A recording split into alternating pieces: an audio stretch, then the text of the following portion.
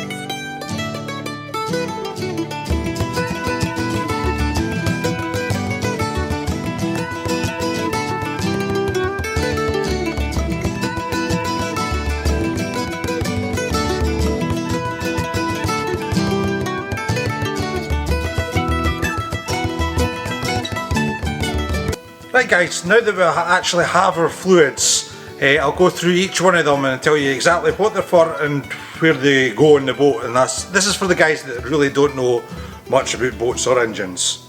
Right, so all you professionals out there, you know, the fishermen, you can go and make yourself a cup of tea at this bit. Right guys, the first one that we're going to look into is this little bad girl here. It's coolant. It's 50-50.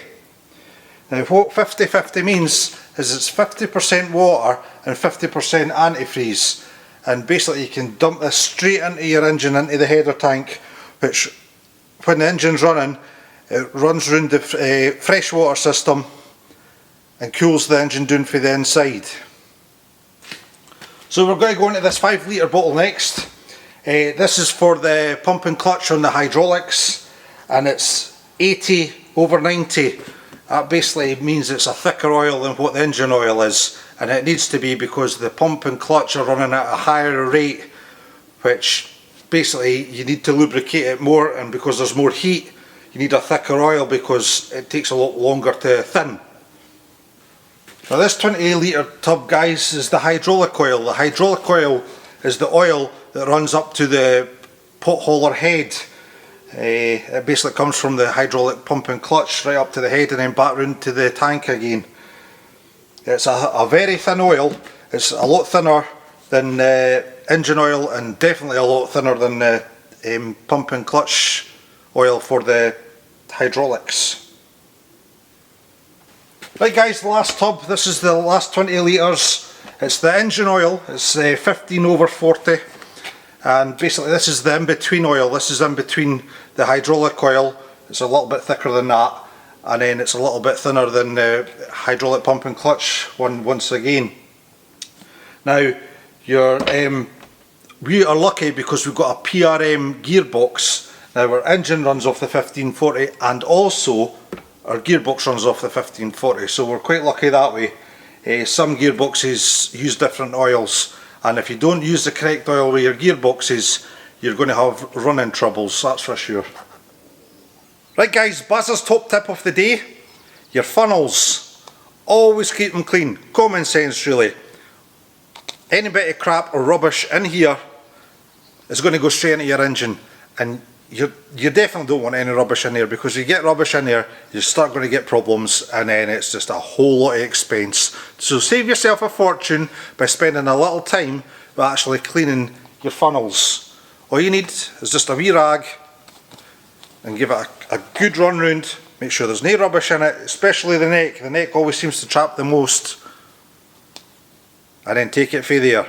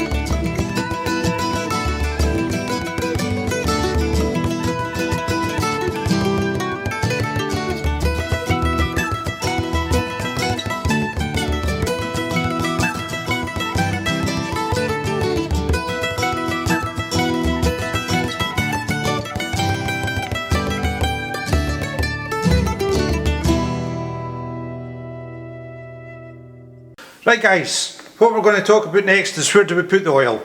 Well, on these betas it says right at the top, pretty easy, the wee cap that says oil on it. So a lovely screw cap, plastic as well, and then you'll see the top of the cams there, and then obviously we've got our dipstick, nice and large. If we pull that out, we see that there's actually, don't know if that's in focus there,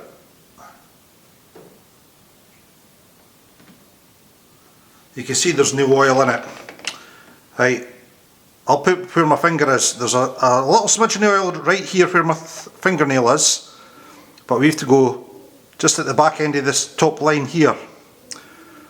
So I do believe it takes about 7 litres of 1540, so we'll get on with that guys.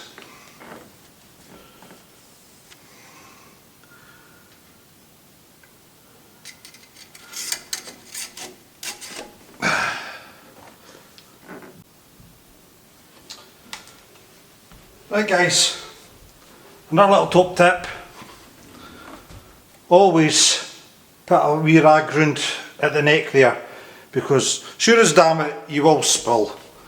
I mean, you've got to be very gentle. If you didn't spill, you're doing awfully well. And what I will say is the rubber feet on the engine itself, I've got to stay away from diesel and oil, so the less we can do for spillage the better. Plus it's better for the environment as well. So let's go on with this next bit, let's get topped up. Oh, and what I did off camera was actually murdered one of my funnels. I had to cut the neck off it just so it fits nice in here, but this will be my sole one for the engine now. So we'll see if my handy skills have worked.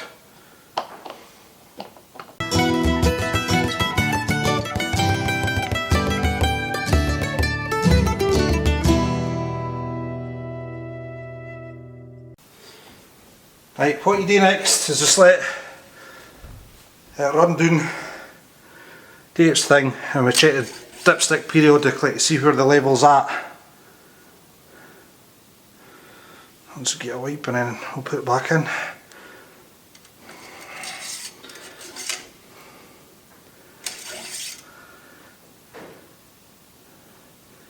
Aye, very clean. We've got a long way to go.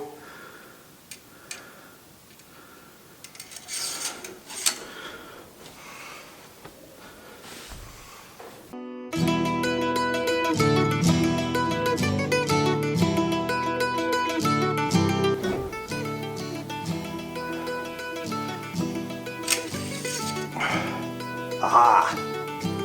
Right, we're about halfway there, guys. I don't know if you can see it. I'll just let it settle down a wee bit before we put the dipstick back in. Oh dear, look at this. What a blooming mess.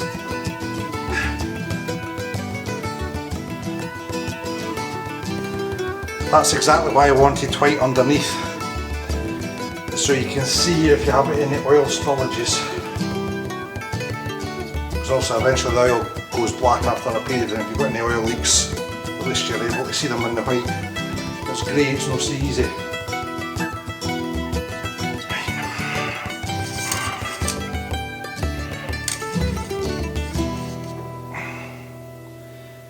Right, so we're up to the heat.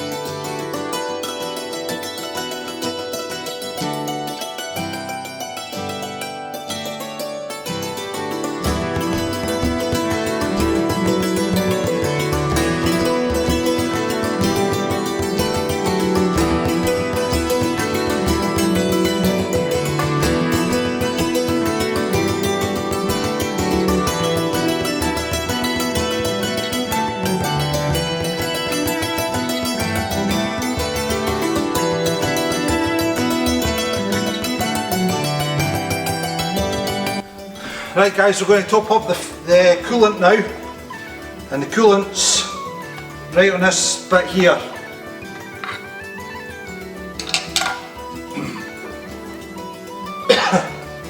Start off by checking the pressure cap, make sure that the rubber seals are okay. New engine should be.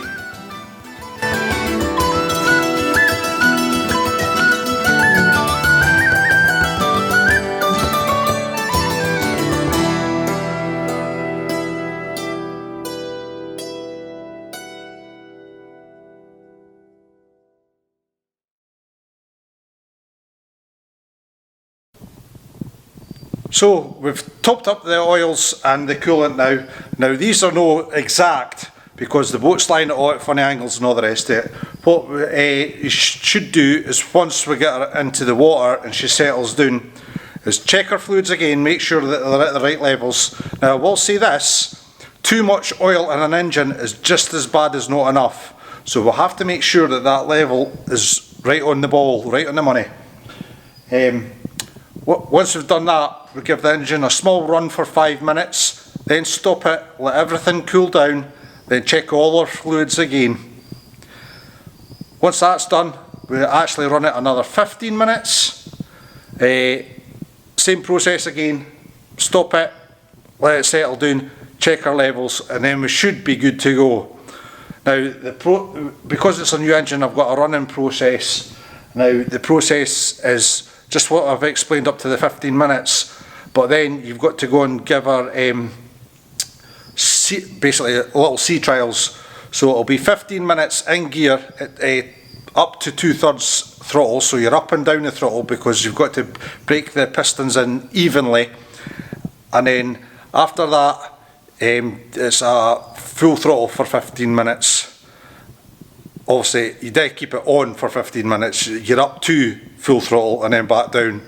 You just work it in and out all the time, and then basically that's you done. That should be the engine broken in, and then you're ready to rock and roll to actually go to sea properly. But that's a long way off yet. I've still got a lot to do. In fact, I've just had Lynsey down to decide what we're actually going to do in here because we actually see the boat now. We've been struggling about how we're going to fit out, which beams are going to go where, what inspection hatches are going to go where, what bulkheads are going to go where. So a lot of thought process to be had, but we've got plenty of time to do it, that's for sure. Right guys, on with the next bit. Right guys, unfortunately I have to take the bump and clutch back off. I didn't even realise it was going to be this quick, because if you look right down in here, that's exactly where I'm going to have to put some ballast, and that'll fill right up. Also, as I say in here, I've actually seen a problem with this. I'm going to, right, for some reason they went and put the nylocks at this side and then the hole bolts at this side.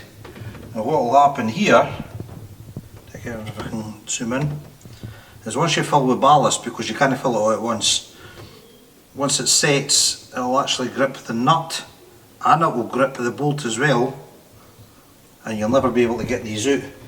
Now, in order to earth the stern tube, you've got to take this bolt out to put your earthing cable on here.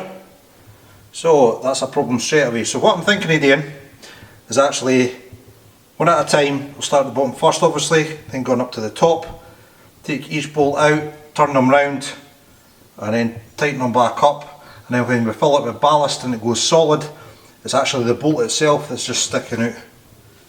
Now there's probably 100 of you shouting at the television now saying that's a silly way to do it, Baz, but I think that's the best way to deal with that, I think.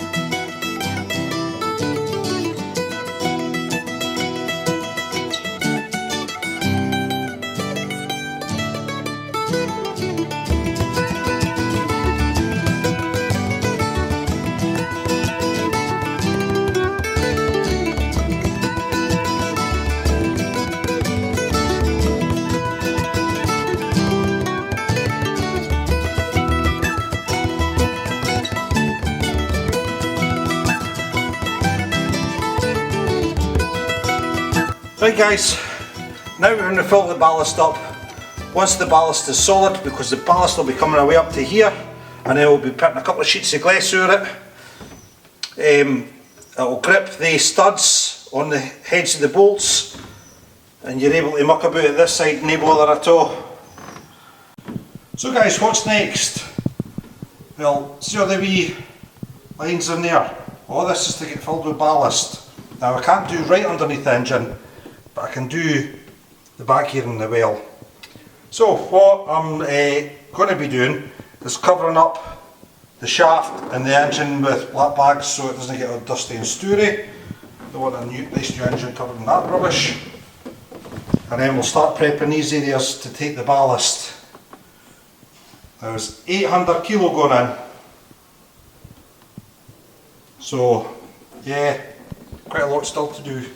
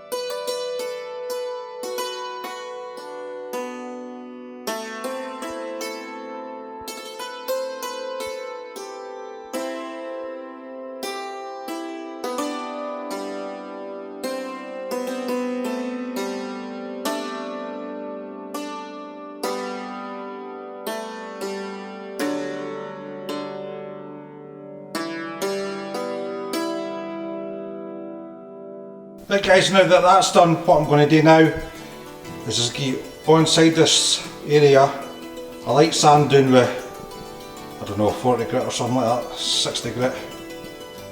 Just so it's got a key for when we start putting the resin in and putting the ballast in.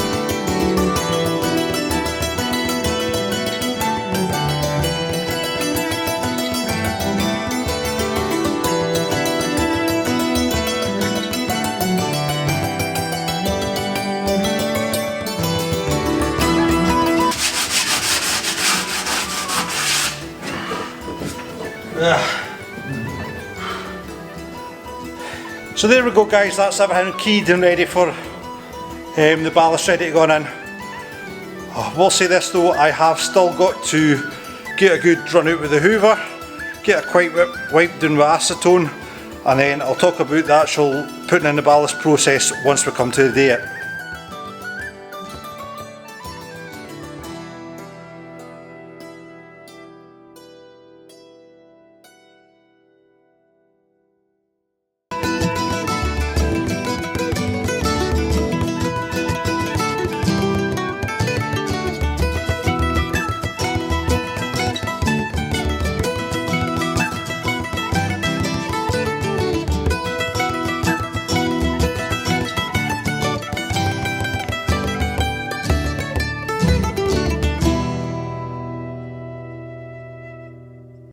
So my friends, unfortunately that's the end of another episode.